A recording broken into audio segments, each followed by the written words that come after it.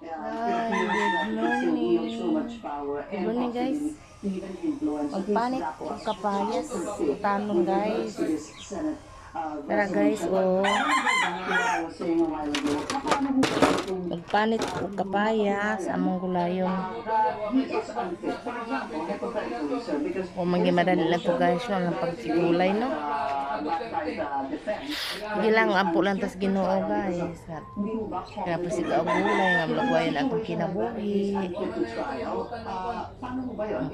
lugwayan pang kinabuhi na to guys. Manang taos Ginoo, tabangan in taon ni. Sige na nilang gulay-gulay lang. Ganing gulay kalami na ning gulay guys. Kaya basiga ang tanang baboy mahay blood ta oy. Mahay blood tas baboy guys. May pa ang gulay. Kalayo rakas high blood. Tinuod yun guys. Tinuod yun. Ako masigi sa utan halos kada adlaw. Na, adlaw yun ko gautan. Kunsa lang saluyot, kunsa makaon. Basta makaon guys. Wa ko'y pili. So ito to showcase to. Kaya they would be very Pili guys, kaya magpili ta guys. In that evaluation Ang ngayon na sa mga kwartahan. as we speak, ongoing yung medical evaluation niya. Hindi ito pwedeng isang psychiatrist o psychologist lang from the defense ang magbibigay ng ganung statement. And ano mo yan, ididikit mo yan dun sa statement mismo ng wife. Ted Duterte, si Mrs. C naman, na just a few days ago nung pa-interview, sinasabi niya na her husband, very clear yung kanyang pag-iisip, maayos yung kanilang usapan. So, paano nila maibabagayon dun sa mga assertions nila about cognitive impairment, etc. Kaya, malabo yan. And sabi ko nga, based on the information I got, talagang hindi magbibigay sa kanya interim release. Sarap ko sugal lang guys ha. Confirmation of charges. Panik ko. Ayas. Talking about the confirmation of charges, as we mentioned a while ago, that was supposed to be set for September 23. Any information kung ilan mali-reset ito, at least a month that you would possibly know. Sabi niyo kasi siguradong matutuloy yung confirmation of charges. And because you're saying that, any information on when this will be reset? Most likely November. Okay, so not to preempt the findings of the medical panel na nag-evaluate sa kanya, pero assuming bigyan siya ng medical clearance, magre-resume yan sa November. Sura mo guys, mag-video taway mo gunit. Assuming merong ang damagar sa iro. Cognitive decline, which happens to people with advanced age. Pero I am sure meron silang Magpanit po guys, medical facility na i-evaluate siya continuously. Hindi pwedeng one go lang yan, then release ka na. No, it will be a very, very long process. Yeah, because what I'm actually wondering right now is that was the ako si Butani guys, kay Sardinas. Na may cognitive impairment. Hence, Tangad guys. Kapaila, magmanok. To look into the Ngayon kahubos, manok. Taglamasa magtangad. Mura sa manok. Himan-himan guys, kay kapayas ko. Sardinas. Ngayon manok ko. Aputing manok ka. Sardinas niya. Tangaran manok mo. Natinignan na po siya and also doctor from the prosecution.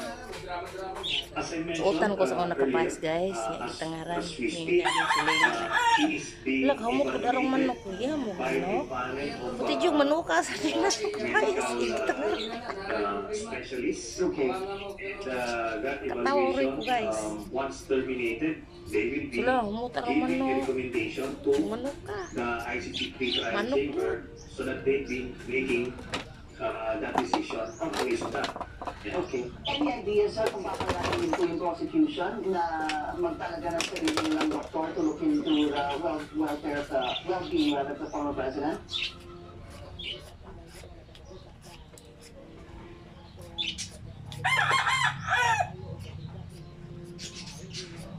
I see. Doon po sa Malaysia. No. She has already left Malaysia. Okay. But sir, can you give us more information? You were saying that she's there to serve as witness or to testify against, or would these, my words be correct, against Central Bongo, sir?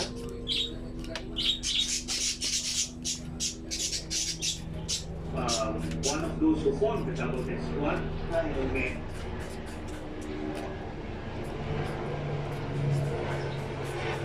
And yes, basically that, pinupursue niya yung mga highly controversial cases na normally mag-hesitate yung mga Secretary of Justice. Pero siya, tinuloy niya, no? Ginawa niya. And you'll have to give him credit for that. At importanteng requisite yun for the job ahead as ombudsman. Kasi if you just put in a retired justice there na alam mo na yung mabagal pa yung learning curve, tapos may mga hesitation pa, alam mo yun, replace pa, at least ito, he can hit the ground running. Naalad ba mo si kaugutan, guys? Maraming mga Kanada mga kaso utang na kasi bigyan kanada pending pa. sa ombudsman. I'll be Kung gusto filing nila, sige ka nang pauro sa kaha. yung mga infra Ay, damagi, ayaw, uy, tuhog ako cellphone. 7 billion na binigay na inaward niya sa kanyang tatay at Ayaw. I see. Ay, nawa. I filed a case last year long before pumutok pa itong mga Hawa ba? sa infrastructure. Mahulog akong cellphone. Naghahanap tayo ngayon, di ba? Ito yung mga Giro eh. contractors. Uy. Sabi na sino yung proponent nito, sino yung nasa likod. Ito diretso eh. Tatay niya, saka kapatid niya. First degree of force unwavering. Yan na maliwanag na definition sa plunder law. So si Bongo yan, they'll be filing that case. Then also yung mga kaso ito ni Tanong, din mo. sa confidential funds. Kapayas. Ang Eh, sa dinasa. kailangan i-prioritize yan kasi pinatay yung Ang maniho to. Alam mo, ako cellphone. Kasama na ko natin si Bernardo Romeo. Kung nag-video ka niya. Ikaiwa ka ron. At sa Bandy Santos. Generoso Sabado. Nandyan. Nag-video ko nga nag-uus kapaya. Pan.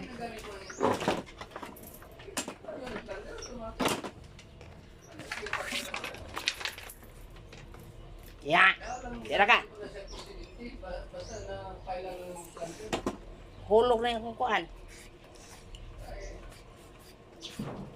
Nala niya.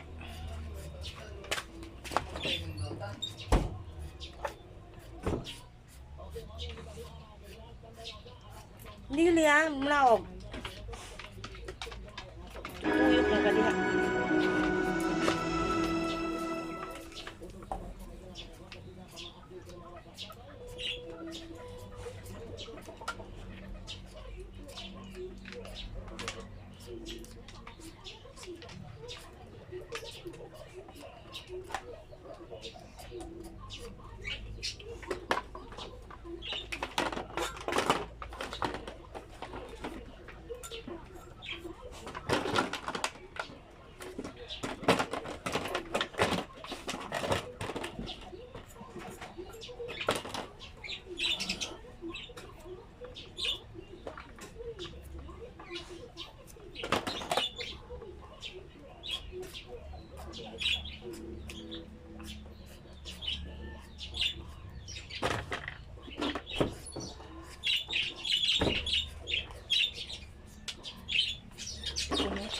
Dinasan.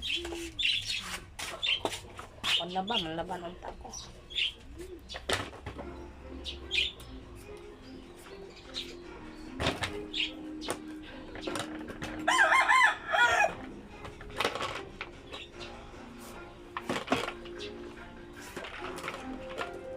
Hello everyone, welcome back to the channel. Today, we'll be discussing a major milestone in the modernization of our armed forces. Palinggan ako A move that demonstrates the Philippines is no longer just a buyer of defense systems, but now a maker. The Armed Forces of the Philippines has just released a video highlighting its project under the Self-Reliant Defense Posture, or SRDP program. In simple terms, this means the AFP is now taking solid steps to build our own weapons, our own defense systems, and eventually to defend ourselves without having to House, rely buloy on ko. imported Tawa, ay, kumunong din But ako. before we dive into this Ah, na maigi, ha? behind the Cobra Remote Kingay! Controlled Weapons Ho! Station, or Cobra RCWS. Let's go back to where this all Lain, started. hanap naman ako. The idea of the self-reliant defense posture isn't new. In fact, it goes way back, all the way to the 1970s, when the Philippine government first envisioned a defense industry that could supply the country's own military needs. During that time, the Philippines already had small-scale capabilities to manufacture its own defense equipment. From small arms to ammunition and even light vehicles, there was already a vision to make the AFP less dependent on foreign aid. However, because of limited funding, outdated technology, and a lack of coordination between the government and the private sectors, the SRDP never fully took off. For decades, our military modernization relied mostly on imports and donations. Second-hand ships, aircraft, and vehicles from allied nations. But today, things are changing. With modern technology, support from local industries, and the involvement of the Department of Science and Technology, DOST, and universities, that vision from the 1970s is finally bearing fruit. One of the proudest outcomes of this renewed SRDP movement is the Cobra RCWS, or Remote Controlled Weapon System. So what exactly is it? Simply put, the Cobra is a computer-assisted, remotely operated defense system. Instead of a soldier manning a machine gun in the open, exposed to enemy fire, the Cobra allows the operator to control the weapon from inside an armored vehicle or command post. Using advanced sensors, targeting systems, and camera-based imaging, the system gives the operator a full view of the battlefield, safely, behind armor. The main goal of the RCWS is force protection, to keep our troops safe while still allowing them to respond effectively to threats. According to the Philippine Army, the Cobra can be equipped with 7.62 millimeters or 12.7 millimeters caliber machine guns and could even support larger weapons in the future through modular upgrades. And thanks to its stabilization system and day-night optics, the Cobra can aim and fire accurately, even while the vehicle is moving, or under poor visibility like nighttime or bad weather. These are capabilities we used to only see in imported Western or Israeli-made systems. But now, we can proudly say, the Philippines can make it too. Bye-bye, guys. The development of Cobra wasn't just a random project. It's a product of collaboration. The Philippine Army provided the operational expertise. Bye-bye, guys. For watching, guys. I love you On the all. battlefield. Meanwhile, Wow. DOST, Amping local mo. universities, and private defense technology